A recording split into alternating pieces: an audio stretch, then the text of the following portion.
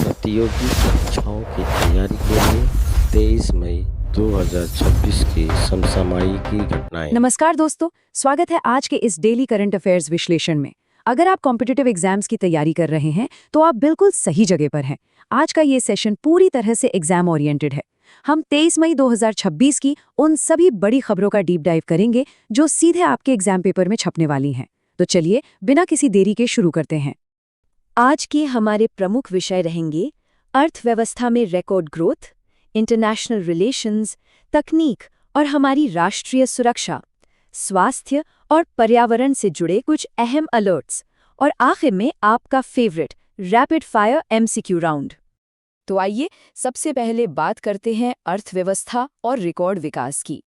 देखिए, reserve bank of India ने एक ऐसा कदम उठाया है जिसने सबको चौंका दिया है। आरबीआई ने केंद्र सरकार को 2.86 लाख करोड़ रुपए का ऐतिहासिक सरप्लस ट्रांसफर करने की मंजूरी दी है। जरा सोचिए, ये अब तक का सबसे बड़ा ट्रांसफर है। अब आपके मन में सवाल आ रहा होगा कि इसका असर क्या पड़ेगा। देखिए, गवर्नर संजय मल्होत्रा की मंजूरी से आए इस रिकॉर्ड फंड से सरकार को बहुत बड़ी ताकत मिली है। इससे न सिर्फ हमारा राजकोषीय घाटा यानी फिस्कल डेफिसिट कम होगा, बल्कि देश में इंफ्रास्ट्रक्चर और वेलफेयर स्कीम्स को एक जबरदस्त बूस्ट मिलेगा। एग्जाम के नजरिए से ये बहुत ही क्रूशियल पॉइंट है। और इकोनॉमी से ही जुड़ा एक और शानदार आंकड़ा सामने आया है। फाइनेंशियल ईयर 2025-26 में भारत का ग्रॉस एफडीआई यानी प्रत्यक्ष विदेशी निवेश 95 बिलियन डॉलर के एक मैसिव नंबर को टच कर गया है। अब आपको ये ध्यान रखना है कि ये 95 बिलियन डॉलर आखिर आ कहां से रहा है। तो ग्लोबल इन्वेस्टर्स का सबसे ज्यादा भरोसा दिखा है डिजिटल टेक्नोलॉजी, एडवांस्ड मैन्युफैक्चरिंग और रिन्यूएबल एनर्जी में। तो जब आप मेंस के आंसर लिखें तो इन तीनों सेक्टर्स का जिक्र करना बिल्कुल मत भूलिएगा। चलिए अब रुख करते हैं कूटनीति और अंतर्राष्ट्रीय संबंधों का। ग्लोबल स्टेज पर भारत की धमक लगातार बढ़ रही है। 26 मई को नई दिल्ली में एक बहुत ही अहम बैठक होने जा रही है।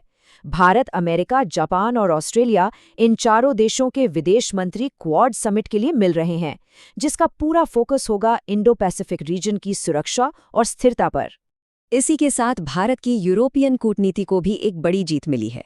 भारत और साइप्रस के बीच के संबंधों अब आधिकारिक रूप से रणनीतिक साझेदारी यानी स्ट्रेटेजिक पार्टनरशिप में अपग्रेड कर दिया गया है। इसका सीधा मतलब है कि अब इन दोनों देशों के बीच डिफेंस, साइबर सिक्योरिटी और ट्रेड में और भी बड़े एग्रीमेंट्स होंगे।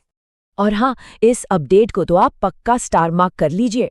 ग्लोबल फूड सिक्योरिटी में अभूतपूर्व योगदान के लिए यूनाइटेड नेशंस के FAO ने प्रधानमंत्री नरेंद्र मोदी को प्रतिष्ठित एग्रीकोला मेदालिया 2026 से सम्मानित किया है। इंटरनेशनल लेवल पर ये एक बहुत बड़ा रिकॉग्निशन है। आगे बढ़ते हैं और बात करते हैं तकनीक और राष्ट्रीय सुरक्षा की। सरकार आजकल डीप टेक रणनीति पर बहुत जोर दे रही है। अब ये डीप टेक होता क्या है? आसान भाषा में कहें तो ये वो एडवांस टेक्नोलॉजी है जो भारी साइंटिफिक रिसर्च और कॉम्प्लेक्स इंजीनियरिंग पर बेस्ड होती है। सरकार AI, सेमीकंडक्टर्स और क्वांटम कंप्यूटिंग जैसे सेक्टर्स में भारत को ग्लोबल लीडर बनाने की तैयारी कर रही है।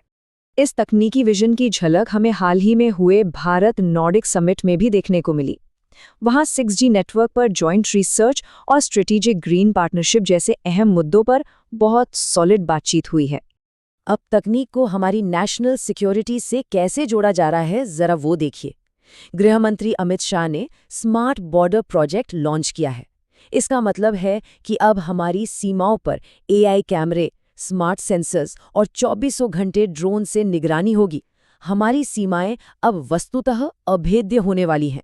लेकिन ध्यान देने वाली बात यह है कि जहां टेक्नोलॉजी है वहां साइबर खतरे भी हैं। इसीलिए पूरी दुनिया में साइबर युद्ध यानी साइबर वॉरफेयर को लेकर लीगल अकाउंटेबिलिटी तय करने पर बहुत तेज बहस छिड़ गई है। स्टेट स्पॉन्सर्ड साइबर अटैक्स से निपटना अब एक बड़ी ग्लोबल प्राथमिकता बन गया है। आइए अब एक नज़र डालते हैं स्वास्थ्य और पर्यावरण से जुड़े अलर्ट्स पर। भारत ने हेल्थ केयर सेक्टर में एक ऐतिहासिक माइलस्टोन अचीव किया है। आयुष्मान भारत डिजिटल मिशन के तहत अब तक पूरे 100 करोड़ डिजिटल हेल्थ रिकॉर्ड्स को ABHA-ID सिस्टम से सफलतापूर्वक लिंक किया जा चुका है। 100 करोड़, ये नंबर अपने आप में बताता है कि डिजिटल हेल्थ इंफ्रास्ट्रक्चर कितनी तेजी से बदल रहा है। लेकिन मौसम को लेकर एक बहुत ही सीरियस अलर्ट है।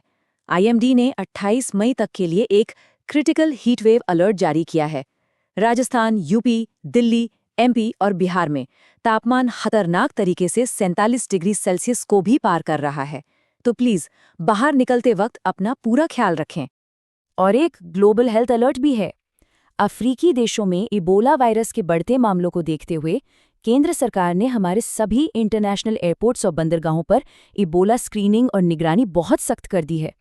चलिए, अब आ गया है आपके इस विश्लेषण का सबसे अहम हिस्सा, परीक्षा की तैयारी और एमसीक्यूज।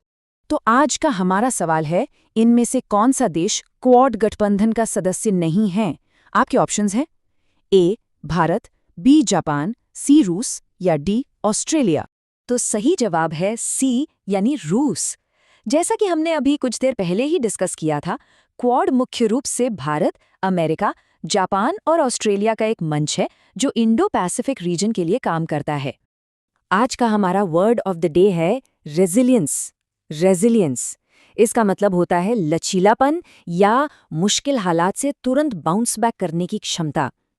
यह शब्द हमारी अर्थव्यवस्था के लिए भी एकदम फिट बैठता है और एक यूपीएससी या कॉम्पिटिटिव एस्पिरेंट की मानसिकता के लिए भी। और जाते जाते बस इतना ही कहूंगा कि सफलता रातों रात नहीं मिलती। ये मुश्किल परिस्थितियों में भी लगातार डटे रहने का नतीजा है। तो सोचिएगा जरूर, आज की आपकी ये कड़ी मेहनत कल आपके उस फाइनल रिजल्ट में क्या कमाल दिखाने वाली है। आज के विश्लेषण में बस इतना ही। कल फिर मिलेंगे नई खबरों और नई